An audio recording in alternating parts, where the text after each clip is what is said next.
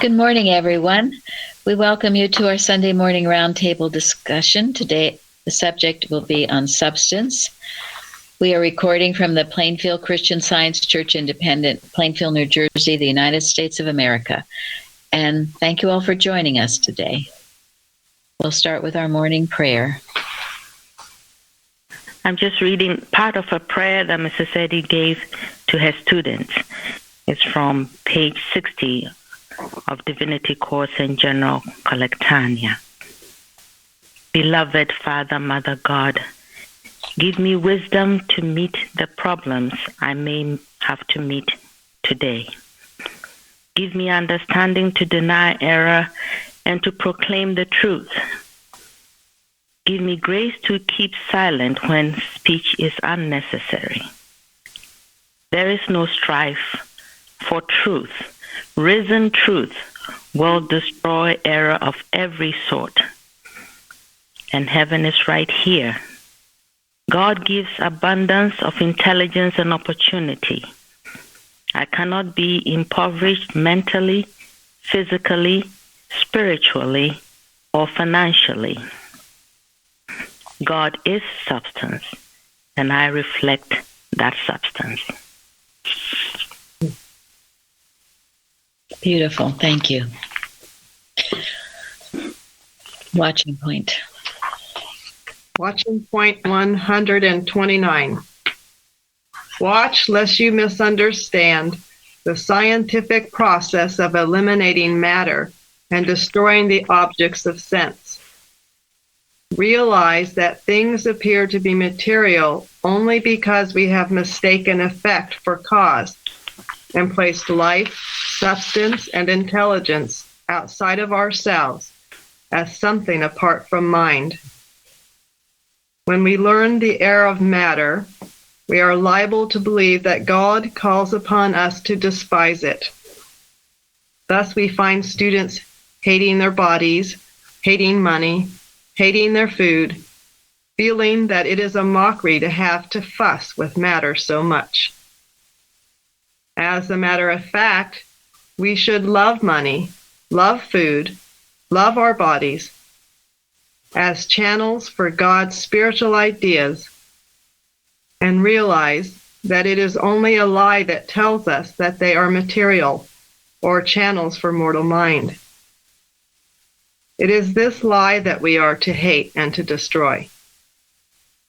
When we love money, for instance, we are never to admit that it has passed from the realm of cause as an idea of substance down into effect or shadow. Our task is to withdraw from the objects of sense all belief of life, truth, intelligence, and substance in order to give these qualities back to mind where they belong. Then we can see all things in creation as symbols pointing to God, with God back of them. The objects of sense will then disappear as matter, and God's spiritual ideas will appear. End quote. Thank you. I love that. I love that, with God back of them. Yes. He writes a lot about that. Yes. Yeah. Any comments on this? Well, I certainly came here with a lot of hating my body and hating, not really caring about money and stuff like that. So it has been good to learn to where the lie is and to start seeing everything correctly. So I'm grateful for that. Thank you. Yeah, and you didn't have the Christian Science background because, I got confused with that, as I've said, where I thought, it's nothing, so why should we spend so much time with it? And it's just to be destroyed. It was a very wrong misconception. That's why I'm so grateful for Carpenter and the other early workers, Wilcox in particular, Martha Wilcox, for their explanations on this. So we don't hate, we love more, and we see God in all things. And this idea of, making sure you don't mistake cause and effect is more of a challenge than it might appear in the surface. Because when you see yourself in the mirror, or when you see someone else, the temptation is to see a material human person. And that's not the truth. Which is why, we've talked about in the past, the whole objective, the whole trick, if you will, is to have your vision cleared, is to see things correctly. That's what healing is. That's what, that's what the right life is. And that is how you see things correctly, then you understand what's going on. Lawrence, did you want to say something? No, I just like the idea of symbols, that all that we see really are symbols with God behind it. In other words, yes, as Gary is saying, if you see the spiritual right where the material so-called is, then we know that God is here. It is God that's here. Yes. See the God of it, so to speak. When the Bible, when it says glorify God in your body, in your spirit, that's what it's talking about. God seen instead of seeing the material as God. Thank you. And the reason that works is because I go back to Florence's favorite statement, because God is all anyway. Yeah, he's all. So, and anything you see that's not of him is a misconception. That's why that beautiful quote, Jesus beheld in science the perfect man who appeared to him where sinning mortal man appeared to mortals. In this perfect man, the Savior saw God's own likeness, and this correct view of man healed the sick. You reach out, you appeal to that real man. You see God's own likeness no matter what the circumstances are. There are a couple quotes I love from Mrs. Eddy. One is, someone said, "It seems to me the claim constantly is that we cannot see spirit." And the answer was, "My dear, you cannot see anything else but spirit. It would be impossible even if you tried." It's like if you see money, what is the money? It's the ability to appreciate food. What is that? It's a nourishment, and seeing God in everything. In other words. Yes. Mm-hmm. Yep. Jeremy? There was a story about Mrs. Eddy, I think it was teaching Adam Dickey that, everything was spirit, and he said he couldn't see it. And I think it was Laura Sargent told him outside the door she was trying to give you her high teaching or something like that. Yeah. But he refused it at the time. Yeah, she said, Mrs. Eddy's trying to teach you, but she tapped you. Your spirit. Yes. Yeah. And there was another quote. Carrie sent me some beautiful things this week. This was there's a new book that actually Eaglet sent to our church. I wasn't familiar with it. It's called We Knew Mary Baker Eddy Expanded First-Hand Accounts. And this was a quote from Laura Sargent, November 10th, 1907. "Mother gave us a great lesson. She said we do not abide under the shadow. We abide. The word should stop there. The translators misinterpreted the meaning. Divine substance is shadowless. We abide in the life that is substance, the truth that is substance, the love that is substance. We do not live in the idea, we live in the principle. There is but one. God and man are inseparable." So, and we have the teachings of Laura Sargent too. She has a lot of deep things she learned from Mrs. Eddy, because she was one of Mrs. Eddy's closest workers in her home, and I got direct teaching from her. So, and then another quote I love in relation to the watching point too is from Mrs. Eddy in Collectania on page 117. If we do not control our possessions with the understanding they are spiritual, they will control us with the belief they are material. So what does that mean?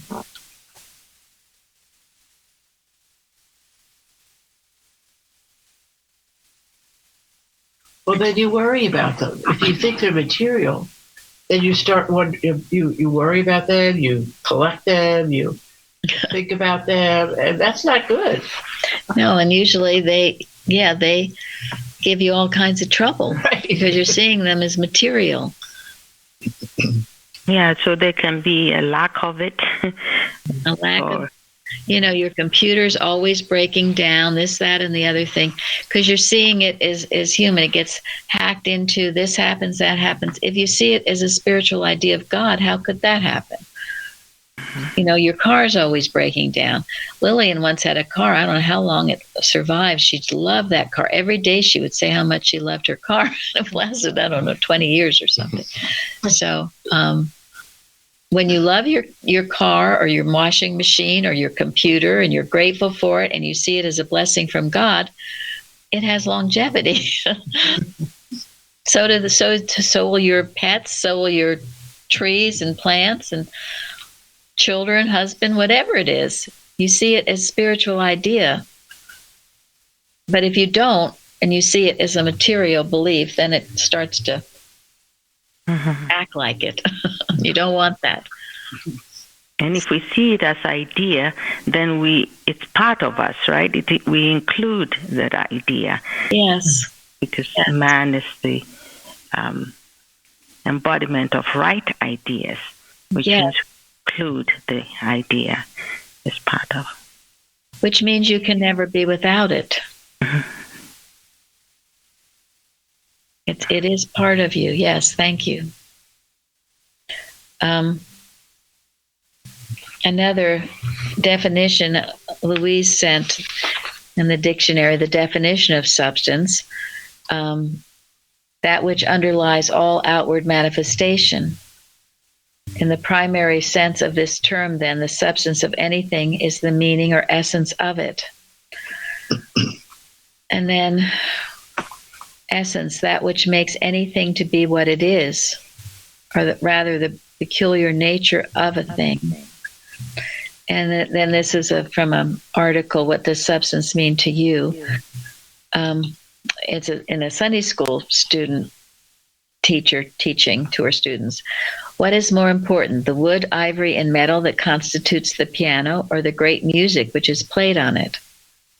What is substantial, the paper, ink, and leather of a Bible, or the 10 Commandments, 23rd Psalm, Sermon on the Mount, and the great truths recorded therein?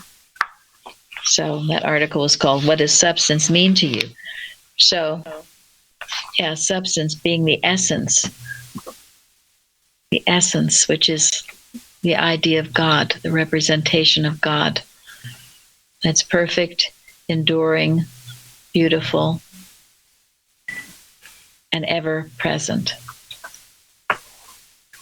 Well, and that's really the importance of knowing the science, because only then can you really know the essence of anything, right?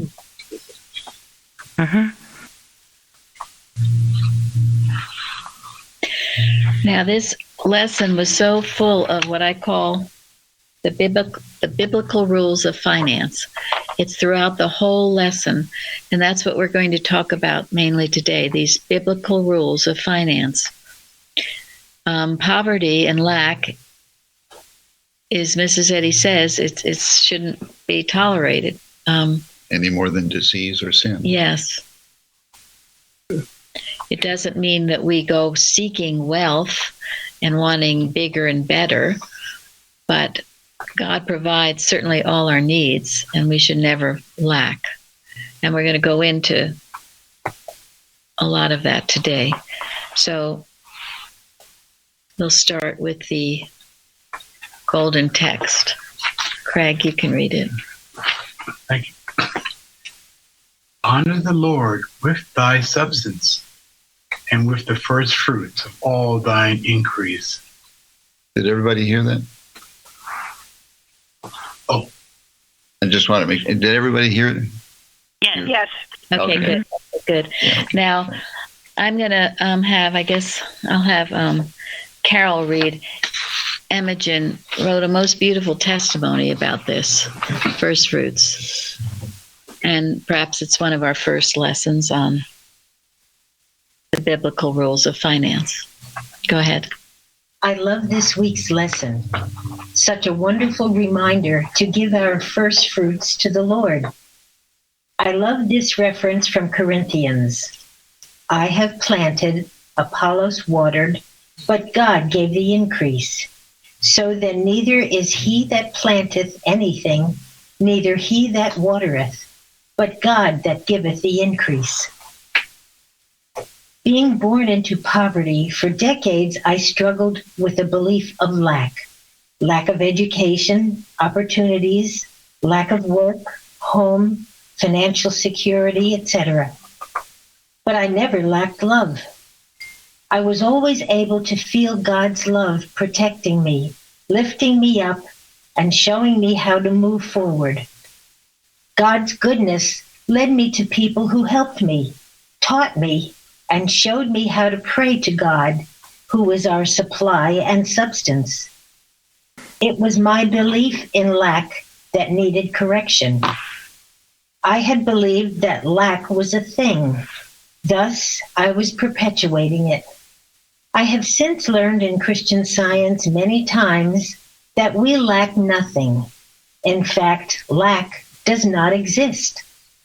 All that keeps it alive is our own thought. God made infinite supply to one and all. Looking back over those years, I am so grateful to Christian Science, for God lifted me up and showed me how to worship him rightly, so that my belief in lack could be removed and replaced with God's beautiful government and unfailing supply of all substance in my life. I continue to thank God and to learn the lesson that, in Mrs. Eddy's words, that which material sense calls intangible is found to be substance. What to material sense seems substance becomes nothingness as the sense dream vanishes and reality appears. Since my belief in lack changed to the proper sense of God's government and supply, the scripture has been fulfilled in my life. And we know that all things work together for good to them that love God. The scriptures are correct. When we put God good first, when we turn from the worldly to fill our minds only with him, our lives attest to no lack of any good thing. Giving our first fruits to the Lord and seeing the results proves conclusively this law of substance, the law of God. Thank you, Plainfield Independent, for another glorious lesson this week. That's beautiful because she came from lack, poverty and lack. Okay, we'll go into the biblical rules of finance. She had love though, the talents. Remember the story of the talents. Everyone is given something. You've got something. So she loved, and in loving, love directed her and led her to people who could help her, and other things unfolded. I remember a time in my life when I lacked, I would say, but I expressed to the greatest of my ability, yes, love and gratitude and other Christly qualities. And I was actually amazed at the people that came into my life to help me. I think that when you're in that state of thought, you attract it. On the other hand, if you're miserable and complaining and all of that, you will repel help. A biblical law of finance. Take the talent that you have and use it. Whatever it is, how small it is, it will expand itself. It will increase. And express those qualities. Don't think of yourself as a miserable miser and a grump, because you will repel the good that God has for you. And she talks about the first fruits, and that's in the golden text. What is the first fruit? Isn't it the best? The best. You're to honor the Lord with it. It goes with in Malachi, right? Malachi.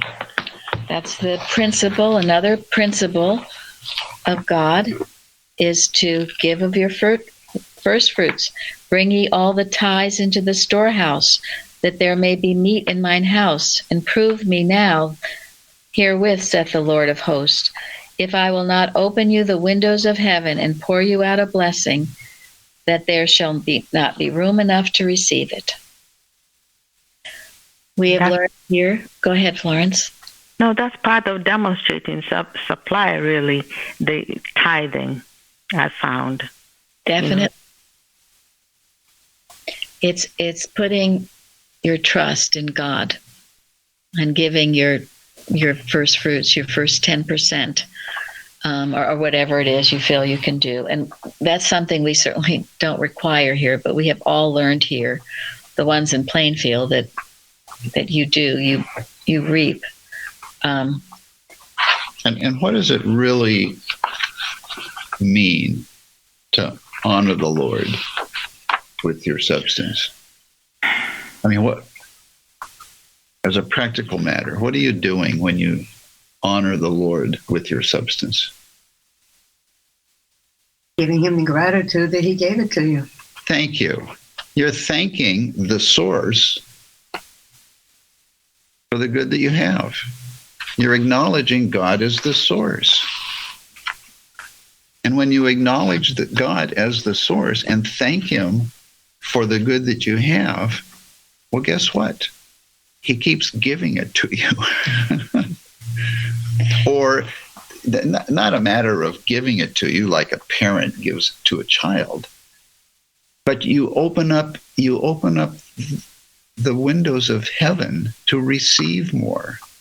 Because in truth, there is an infinite supply of all good for every one of God's image and likeness, which is what you are.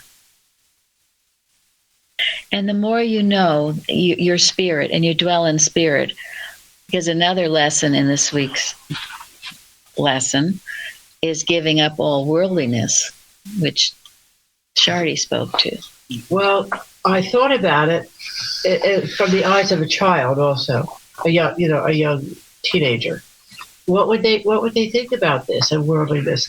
And I was surprised. I looked worldliness in the in the Webster, the early dictionary, and it wasn't there. It's not there. So that said something to me. So I looked it up in a regular dictionary, and it talks about that it's human, that it's not, let's see if I can see it, not living in a spiritual existence, and valuing that worldliness is temporal, and it's mortal, and it's human. And then real substance then is, that I went into, that this is all a gift, like Will said. This is a gift from God. And when we leave that worldliness, and we're all trying to do that, I feel, then you receive, like you just said, Gary, that you're opening yourself up and you receive. Yes, because once you get into this worldly life, and maybe you enjoy it, going to, well, again, Mrs. Eddy talks about it in the lesson in Science and Health, take away wealth, fame, and social organizations, which weigh not one jot in the balance of God, and we get clearer views of principle, break up cliques level wealth with honesty, let worth be judged according to wisdom, and we get better views of humanity. But if you enjoy going out, enjoy mingling in the world and having your cocktails and whatever people do, I don't know what they do, but whatever they do, it's all around us. Or being part of the, quote, right organizations. Yeah, organizations and Ivy League schools and all that you get into, you're drawn into it. Well, then you get into this worldly sense of supply as well. And they're the haves and the have-nots.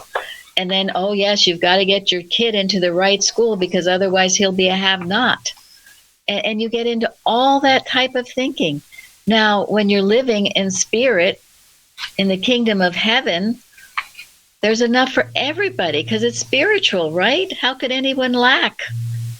And you begin to feel it and see it. It's hard to even explain because you have to do it in order to understand it. And then when you do it, you begin to understand it more. And you see how the things of the world aren't appealing to you at all anymore. In fact, they're downright disturbing. So, and it's not living in some fantasy world. I mean, you know, Jesus was amongst the people, and we must too. We have to be amongst the people, but only to bless and to heal and always to maintain our Christliness, not to, what is it, to be of it. We are in the world. In it, but not of it. But we are not of the world. Yes. Because once you do, you'll get into limitation and lack and all the beliefs that the world tells you. All of which are wrong. Yeah. They're just not true. Yeah, and yet the world goes into it. Now, I'm going to read you. This is in first edition. Part of it we quoted in a watch this week. And Shardy told me I'd sent it out a while ago to people, which I hadn't remembered it, but it's on page 192 to 193. It's very important. You may hide your ignorance of spiritual things from the eyes of the world, but can never gain the understanding and demonstration of the science of life without an honest, high, and God-given purpose. Honest, high, and God-given. You cannot demonstrate, she's saying you can't demonstrate science unless you have those things, an honest, high, and God-given purpose. Now you can know nothing about Christian Science, and you can still have an honest, high, and God-given purpose. But what motivates it is your unselfish love for God and man. So God will lead it to you. You'll get it. Honest, high, and God-given. You can't understand the science unless you have it. I feel that's so profound to me. And some of this you'll recognize from the 1910 edition of Science and Health. It's worded differently, though. Sin is thought before it is deed, and you must master it in the first, or it conquers you in the second instance. Jesus said to look with foul desire on forbidden objects breaks a moral precept. Hence, the stress he laid on the character of a man that is hidden from our perception. Evil thoughts reach farther and do more harm than individual crimes. Think about that. For they impregnate other minds and fashion your body. The atmosphere of impure desires, like the atmosphere of earth, is restless, ever in motion, and calling on some object. This atmosphere is laden with mental poison and contaminates all it touches. This is what happens when you get out in the world and you're not thinking Christly thoughts. When malicious purposes, evil thoughts, or lusts go forth from one mind, they seek others and will lodge in them unless repelled by virtue and a higher motive for being. virtue, a higher motive for being. Here again, this is why your honest, high, and God-given purpose is so important. It's a protection. You're working for God, whatever it is you're doing. If you're doing it for His glory, it's a protection. The error can't find you. You're probably too busy with what the good you have to do, so you're just not a target. You're not all thinking lustful, envious thoughts yourself. It's so important. This is living the science. This makes the connection from reading it to doing it. You've got to do it. So then all mental emanations take root and bear fruit after their own kind. And then consider then the guilt of nurturing evil and impure thoughts that send broadcast discord and moral death. Now, this is true too for any people, any ones that we know, because we know there's so much corruption going on. If people's lives are not honest, high, and God-given, if they're in big pharmaceutical or whatever they are, trying to make lots of money, lying to people, do you think they're going to get anywhere? We can just stand back and let it self-destruct itself, because it will. It will. We just know it will, because it will. The arrow will destroy itself. People without that honest, high, and God-given purpose is a dangerous place to be. So. And we can expect it and demand it, and look forward to its destruction.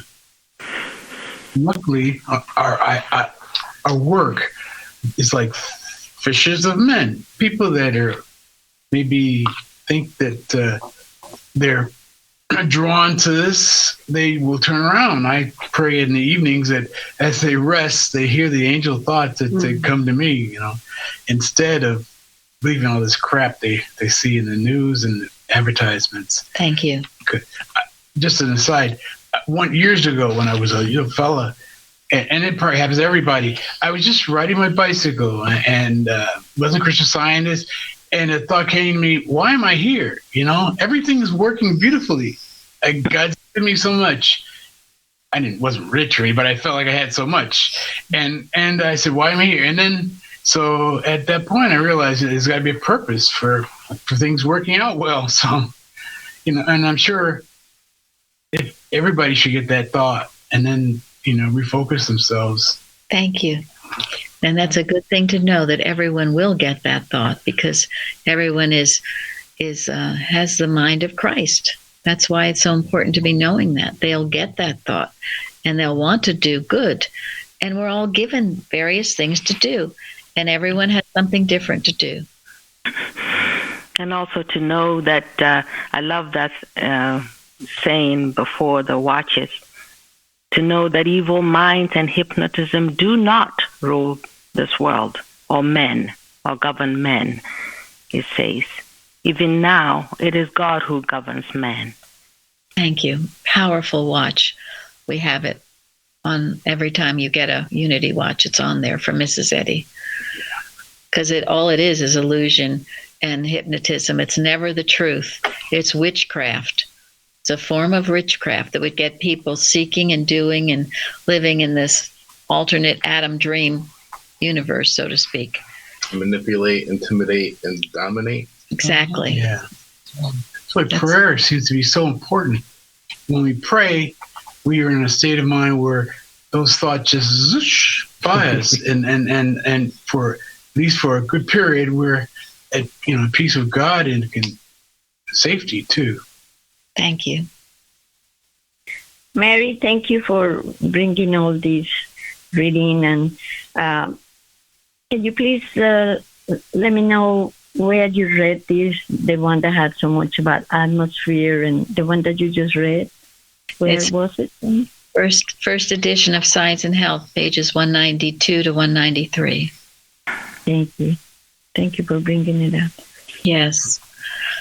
So, this is another biblical rule of finance, to have an honest, high, God-given purpose.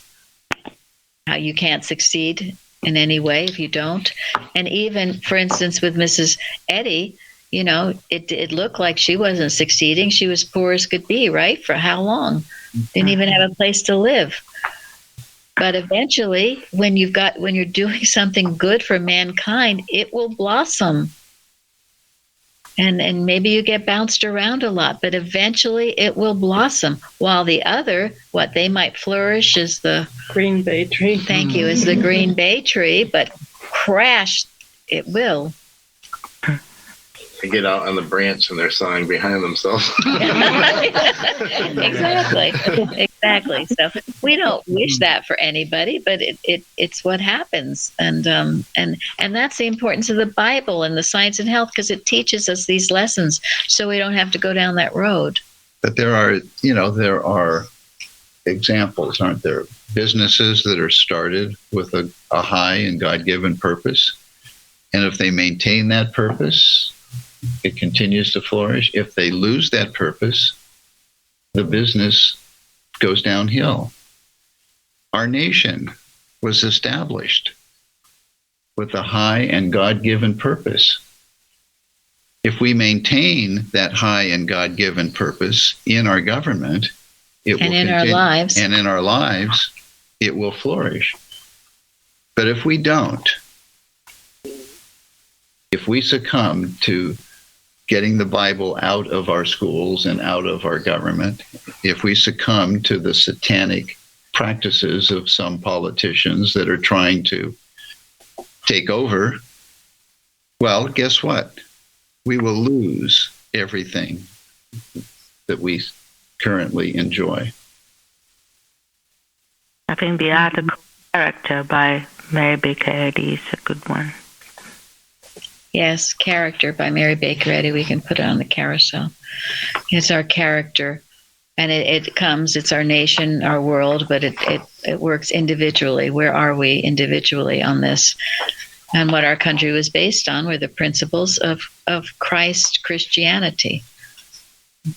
The Sermon on the Mount, the Ten Commandments, the Bible was read in every home during those days.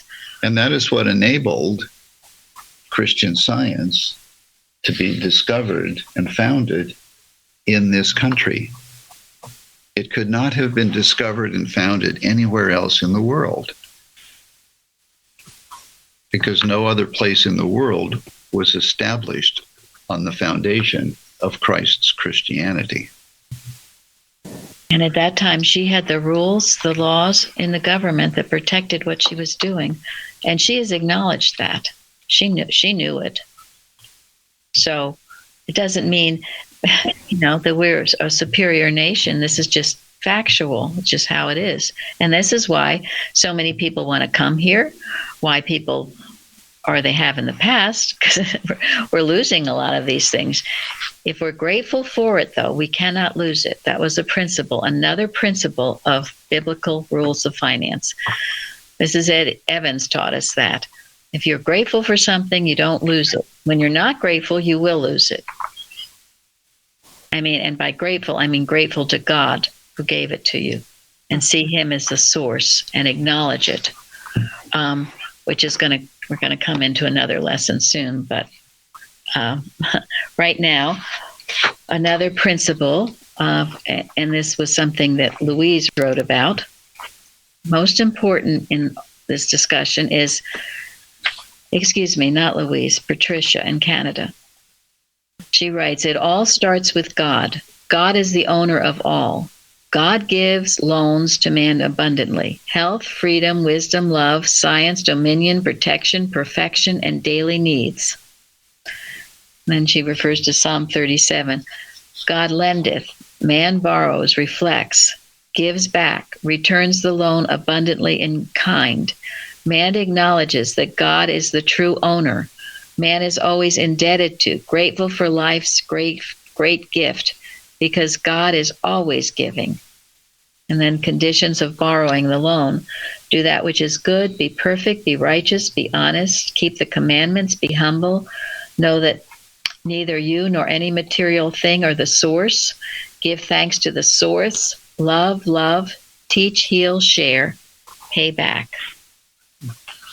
We start from this. God owns it all. We don't own anything. You might live in a house for a while, right? And then maybe you think you own it, but it's God owns it.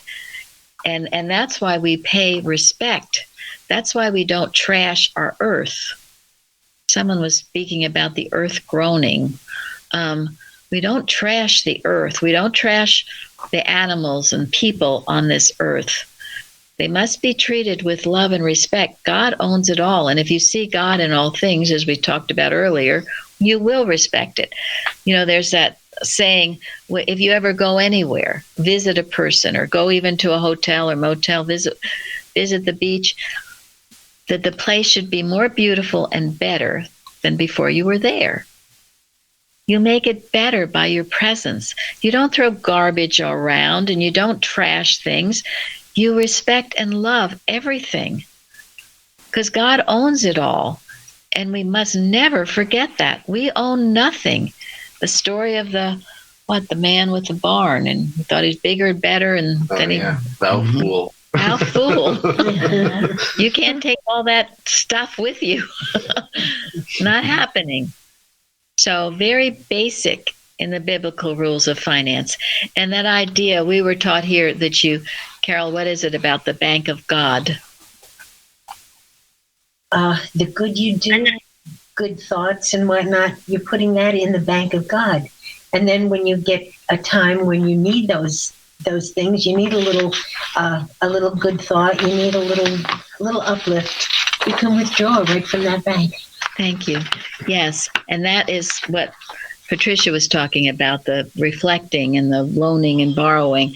When you living a righteous life, it's like you build up in the bank of God, and when you really need it, it's there for you. While if you're not, and then you really need it, whoops, nothing's there. So anyway. Midnight call. I never knew you. Pardon me? The oil. Oh, the midnight call. I never midnight knew call. you. Yes. So now the responsibility. Go ahead. And that also, let's remember, includes when we say respect the animals, how much respect is it to enslave them and have them prisoners and then slaughter them?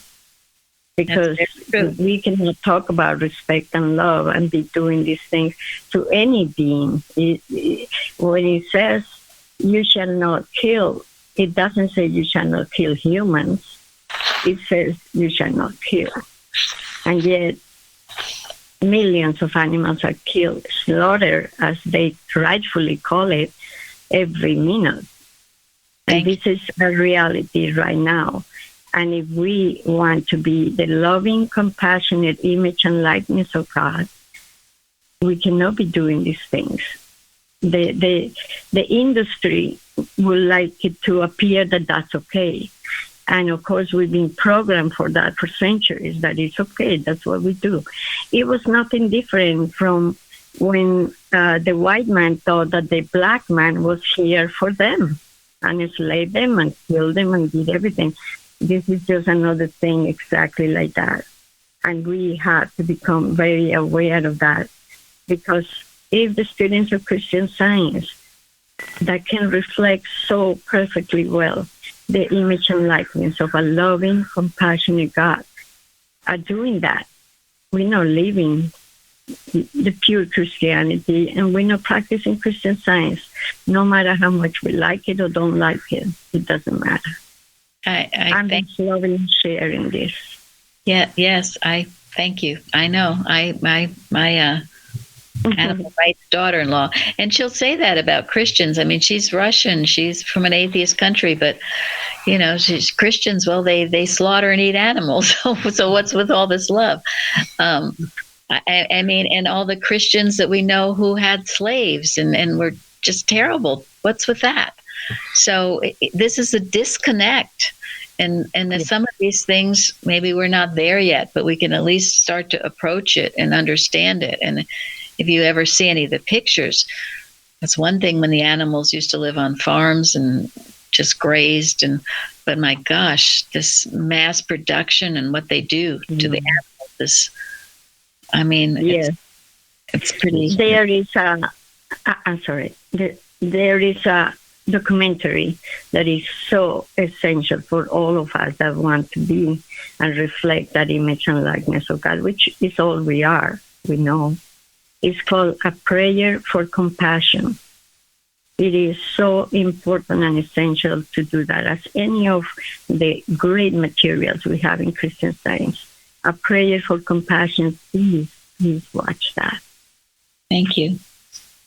Well, thank you. Now, in the responsive reading, there are more rules of the biblical rules of finance. The trust in the Lord, some of we talked about. You've got to trust Him. You can't not trust Him. You've got to trust Him. Do good. Delight thyself in the Lord. That means a high degree of pleasure or satisfaction. Do you really enjoy spending time with God, doing your lesson, or is it drudgery? Do you love the things of the Spirit?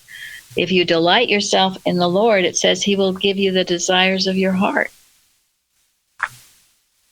And then, better to have a little and be righteous than have all this, fortune and be wicked. God knows the day of the upright. Their inheritance shall be forever. You can't be without. And then your seed is blessed. Those you love are blessed. And in the story of Abram, we see this, don't we? It's a wonderful story. And he was very rich in cattle and silver and gold. What did you write about it, Linda?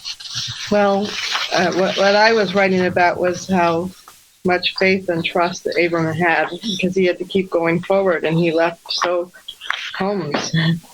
And what I just thought was interesting in the story is that I think the promise that Lot would have stayed with him, he would have been part of that promise, that mission that Abraham was on. They could have worked out this difference, I believe. But what you saw is that when they separated, Lot put his tent facing Sodom. And the first thing that Abraham did was build an altar to the Lord. And so that's where they kind of parted. Abraham saved Lot a couple of times. Yes. And look at how Abraham, his pure heart, he was so blessed. He had an abundance of all things, but he always did the right thing.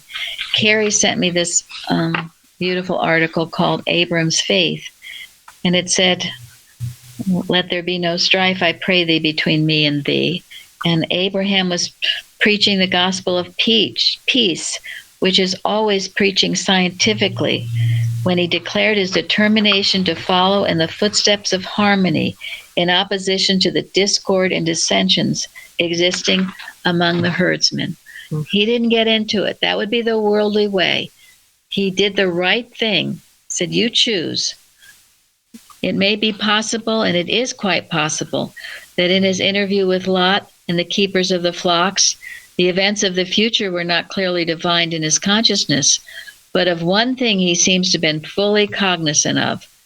Whereas God had communicated to him a line of conduct or a plan of life for himself and his descendants to observe and follow, it was his natural conviction to trust God, thereby demonstrating that faith in the promises of God is of vital importance in each individual life at all times and in all places and under all circumstances. Off to any man and nation comes the moment to decide, are you going to trust God even though it might have appeared to him he was taking not the best of the land?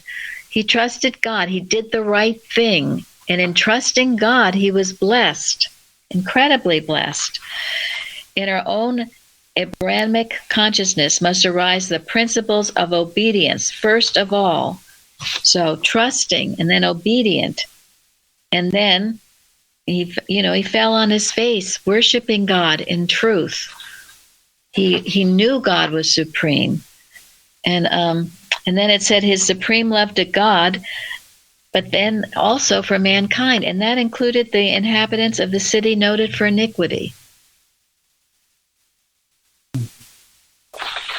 This was the love, trust, and obedience, biblical rules of finance. but you've got to walk the walk. You can't read about it. It's got to so be lived, and you've got to do it not because you're thinking, oh, I'm going to get great blessings if I do this. No, that'll ruin the whole thing. You do it because it's right. And then this article also goes on to say about it's easy to have faith in material things, right? You can trust the medical, you can trust this, and that's what most people do. But to trust spirit, what seems to be the unseen, there's the rub. But Abraham did. He did. And other rules, God loves a cheerful giver. That was written about too, to give. And then Carrie wrote something beautifully about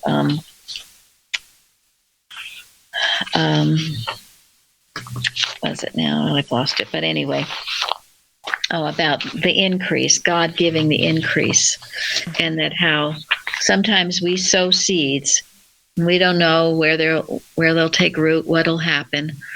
Maybe we won't be here when it does happen, but it will happen because God gives the increase. And this we must do, sow our seeds. A beautiful hymn, God's blessings manifold. Very important, because he that ministereth seed to the sower both minister bread for your food and multiplied your seed sown and increased the fruits of your righteousness. So, and that's because truth is always the victor. That was another part of Abraham that I love, was that Lot, this is before he had a child, so Lot was like his son. And he probably saw the promise. Lot came with him, and then you just read it was eventually, it was just what you just read was so beautiful to me about the seed will be blessed. And, he had no idea at that point ever to even know what he was going to have. So that must have been very hard to the son. Yes. And Mrs. Eddy also says we lose nothing by giving because God pays back the scientific giver. And now Gary's going to read this, something also that Carrie sent that I think is very apropos for this lesson and for now. This is an article from the August 1898 Christian Science Journal by Richard P. Verrill. And it begins with a quote from Jeremiah 9. Titled Boastfulness and Humility. And it begins with a quote from Jeremiah 9:23-24. Quote, "Thus saith the Lord, let not the wise man glory in his wisdom, neither let the mighty man glory in his might. Let not the rich man glory in his riches, but let him that glorieth glory in this, that he understandeth and knoweth me, that I am the Lord which exercise loving kindness, judgment, and righteousness in the earth. For in these things I delight, saith the Lord." End quote. And then the article says, "Some years ago I read 2 stories in a book of biographies that made a deep impression upon my mind. But in the light of Christian Science, they seem to have a fuller and more significant meaning than ever before. The first was the life story of Wynne Stanley, the builder of the second of the 3 lighthouses erected on the Eddystone Rock on the coast of Cornwall in the English Channel. After the first lighthouse had been destroyed, he came forward with plans which he confidently submitted for approval. He declared that he could erect a building proof against the most extreme tests from wind and wave. Ultimately, the contract was awarded to him. Operations were thereupon commenced at once, and with all possible speed, the structure was brought to completion. To prove to the world his full confidence in his own work, Mr. Stanley volunteered to stay in the lighthouse for the first 2 weeks in October, during the equinoctial gales, which is considered the most severe season of the year. The proposal was agreed to, and Wynne Stanley was safely housed with ample stores when the winds began to blow and the waves rose higher and higher. Soon the night came on. The people on the shore saw the beacon light shining brightly out at sea, but it lasted only for a short season. In the morning, they looked towards the rock for the lighthouse, but it was not there. Some wreckage on the shore told the tale. Beams and timbers were washed up upon the beach, but nothing was ever heard of the man whose work had been tested and found wanting. Win Stanley has been forgotten, except when cited as an example of the folly of boastfulness. The second story is an account of the work of Thomas Telford, the builder and designer of this beautiful suspension bridge that crosses the Menai Straits in North Wales. At that time, this great engineering achievement was looked upon as one of the 7 wonders of the world. It was then by far the greatest span in existence. Mr. Telford, unlike our former acquaintance, was a man of retirement. His great industry, skill, and engineering ability were known by their results. After having met and overcome all the many problems incident to this vast undertaking, the work was at last brought to a successful termination. A day was fixed for the opening ceremony, and representatives of most of the countries in Europe were present to witness this triumph of modern construction. At the banquet following the opening of the bridge, a vote of congratulation was passed to the man whose untiring perseverance had broken down so many human limitations and had risen above all precedent in the history of his profession. Mr. Telford, however, could not be found. A messenger was at last dispatched to his house. Receiving no answer, he entered the half-open door. But seeing no one within, he went back to the back of the house and there found the hero of our store on his knees in prayer, thanking God from the fullness of his heart for the wisdom and strength that had been given to him during the accomplishment of his work. Mr. Telford's name will go down to posterity in the many evidences of industry that lie left behind him. This bridge has done service for nearly a century, and when passing over it a few years ago, I saw no signs of decay or deterioration. Mrs. Eddy's powerful words on page 184 of her new publication, Miscellaneous Writings, connect these two stories and teach the true import of their lesson, namely, quote, "If man should say of the power to be perfect which he possesses, I am the power, he would trespass upon divine science, yield to material sense, and lose his power," end quote. Thank you. Thank you. Abraham built an altar to the Lord. Thank you all for joining us today. Thank you. Thank you. Thank you.